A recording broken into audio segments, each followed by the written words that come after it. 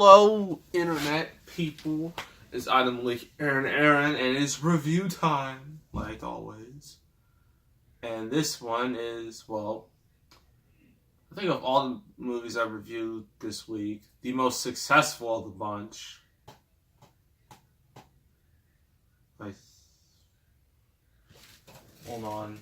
Yeah, most successful of the bunch by far, because this one was a mega blockbuster, and it is The Chronicles of Narnia, The Lion, the Witch, and the Wardrobe. And before you say anything, I'm not going to review Prince Caspian, and I'm not reviewing Voyage of the Dawn Treader, because both of those movies suck, and I don't want to watch them again.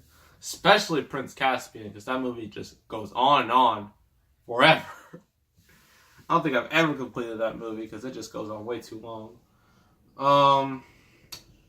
Yes, so The Chronicles of Narnia. So this was a book that was made by C.S. Lewis. I think I did a paper about him in school a while ago, a long time ago, maybe. Whatever. So yeah, he made these books. There's a whole book series. I forgot how many there were in the series, but he made a bunch of them. So Disney was just like, hey, we want to make a movie out of this. We want to make this the next Harry Potter and Lord of the Rings. And that's what they did. They spent $180 million. And as I already said, don't spend that much money if you don't know your movie's going to be a hit. If you already know, then fine. If you don't, then don't risk it. Because that's just bad. It can lead to bad things. So, yes, they spent a lot of money on this movie, and it ended up being a huge success over the holiday season in 2005. It made like $745 million worldwide, the third biggest of the year, only behind Revenge of the Sith and Goblet of Fire. So that's pretty nice. And the reason why is because, well, not only was it Christmas time, where a lot of movies can do really well, just ask Greatest Showman and Jumanji, and I really should review those, but I don't have them, so that's a problem. But it appealed to, like, adults, kids, just general audiences. And that's what a lot of these movies need to do. If you don't do that, if you only focus on one audience, then you're just going to have it's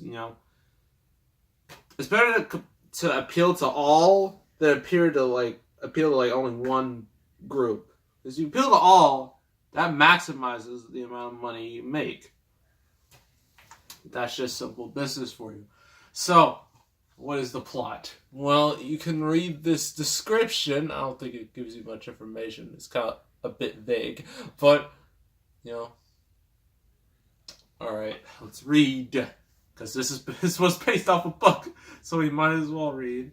So prepare to enter another world when Walt Disney Pictures and Walden Media present C.S. Lewis's timeless and beloved adventure with the stunningly realistic special effects for 2005. You'll experience the exploits of Lucy, Edmund, Susan, and Peter, four siblings who find the world of Narnia through a magical wardrobe while playing a game of hide and seek at the country estate of a mysterious professor. Once there, the children discover a charming, once peaceful land inhabited by talking beasts, dwarves, fauns, centaurs, and giants that has been turned into a world of eternal winter by the evil White Witch, Jadis. Aided by the wise and magnificent Lion Aslan, the children lead Narnia into a spectacular climactic battle to be free of the witch's glacial powers forever. Oh my gosh, that was a lot to read. Okay, so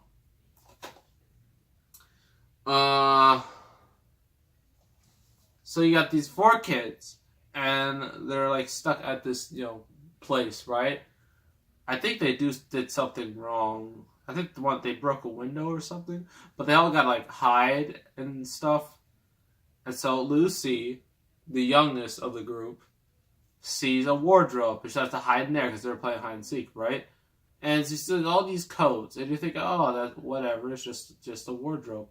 Then tree branches just start flying out of nowhere. And then as soon as you know it, She just fell into the winter, fell right into Narnia, where it's winter everywhere, and that's not a good thing. I mean, it looks nice, but it's cold, and that's terrible.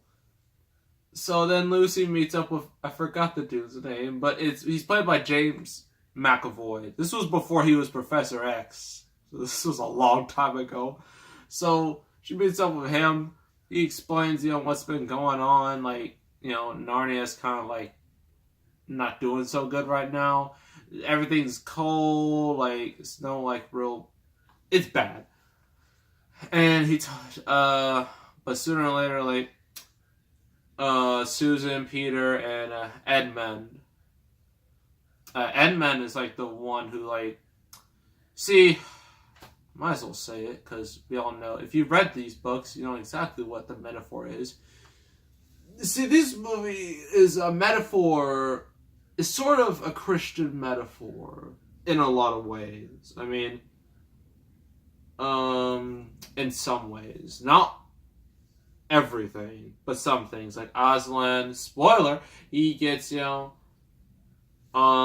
like throwing stuff at him. He gets killed, kills for the many, just like Jesus in the Passion of the Christ. Just like that. So that's that. And then Edmund, like, he is like temptation by the White Witch, who is portrayed by Tilda Swinton, whatever.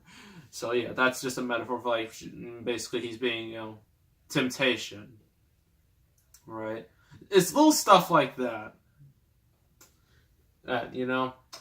So yeah, Edmund, like, he, like, as soon as, like, he joins, like, he sees the White Witch, he's just like, ooh, I could get power. That sounds lit. He doesn't say that. This was 2005. If he did, he would immediately date himself, just like I just did. So, and it's kind of ironic I said lit because they're in a winter wonderland. I should stop talking. You know what? Sorry about that. That was a brain fart. So, she brings him to, like, her castle and whatnot. So then Susan and Peter, they eventually meet up with Lucy, and then they go for, Mr. Tumnus! I think that's his name. That's the dude's name. That's James McAvoy's character. So yeah, they meet up with him. Actually, they meet up with beavers, talking beavers, a beaver family, and they talk to them about what's been going on. And then, like, an action scene, takes place. And I forgot exactly what happens. I think there was, like, a wolf, but he's kind of a turncoat. He's kind of, like, turned on his clan, but then he got punished for it. Anyone who gets punished by the White Witch, you're getting frozen. Like, a bunch of people just got frozen, just like one little thing with this thing. If you can see it real close, what she's carrying, that little stick. If you get touched by that, it's over. And so, yeah, you don't want to get in the way of that. So you're probably wondering, how are these kids gonna fight off this White Witch when they don't have special skills? Well, you're in luck, because they get a whole training montage on learning how to fight, use bow and arrow, and swords and whatnot. Yeah, so of course they have to do that. They do all that. They eventually reach Aslan, who's voiced by Liam Neeson, which automatically gives this movie a thumbs up. Tells them about, it's your destiny to, save the world from, Narnia, from the White Witch, because she's gonna kill everybody. And then I already said, Aslan dies for the many, for all of Narnia. And so, the four kids, who literally just started training, decide they're gonna lead an army to fight the White Witch, and take her out, and reclaim Narnia, right? And so it's like a big old battle, a Lord of the Rings-esque battle with just a bunch of, like, crazy creatures, some nice swordsman things, just a whole bunch of fighting, CGI fighting. And so, eventually, the kids win, they reclaim Narnia, and then they go right back to where they, they were. They went back to the wardrobe, and then that was the end of that chapter. And then on to the next one, which I already said I'm not reviewing because it's terrible. So, pros and cons. Pros, for 2005, the effects are really good, and some of it's actually practical effects, which makes it even cooler. And granted, some of these effects are not the greatest in the world. Again, this was 2005. This was 13 years ago, so not everything's not everything's gonna hold up, but it's still decent. The child actors are really well. They did really good. And as I already said, it's either you sink or swim if you're a child actor. If you're good, great. If you're bad, you just pile on the stereotype that all child actors are bad. Thankfully, all child actors are good in this movie. Everyone does a really good job. Liam Neeson does an especially good job voicing, Aslan. Cons. Well, it's a little unbelievable that all these 4 regular kids learn how to be warriors in the span of, a few days? I mean, it takes a lot more training than that, to be a warrior like that. But this movie is only 2 hours and 15 minutes, so they kind of had to speed through it. Yeah, some of the stuff is kind of sped through because, as you know, when adapting books to film, you gotta, rush things a little bit because you can't adapt every last thing of the book onto film. That just doesn't happen. So you're gonna have to either skip some stuff or remove stuff. And that's what this movie kind of did. Other than that, it's pretty good. Pretty good movie. I'm gonna give it 7.5 out of 10. It's not quite a 7, not quite an 8, so 7.5 is the best option. If you like fantasy movies, if you like Chronicles of Narnia, this is the movie for you. This is basically the only movie a whole bunch of people saw, because the rest of them did terrible. And then the series died. So yes, that was the Chronicles of Narnia, The Lion, the Witch, and the Wardrobe. And I'm just going to put the Chronicles of Narnia review because I'm not typing that whole title because that is too long. Okay, next review, whatever it is. I actually wrote it down this time.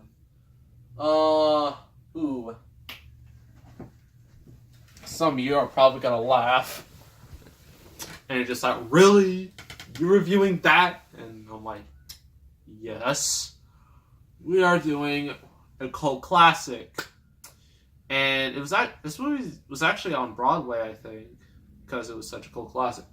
We are doing Mean Girls. I know. You're probably wondering to yourself, how we just did all these action movies? Now you're going to review Mean Girls? Yeah. So what? You got a problem? That's just how the randomizer does things. That's how I just do it. I just pick it randomly, and there you go, Mean Girls. And I was like, okay, gonna do that. So make sure to subscribe, like this video, leave a comment. What do you want me to review in the future? I might do it at some point. I don't know. As long as I can get a physical copy of it, I can review it. And I will see you all next time. And I am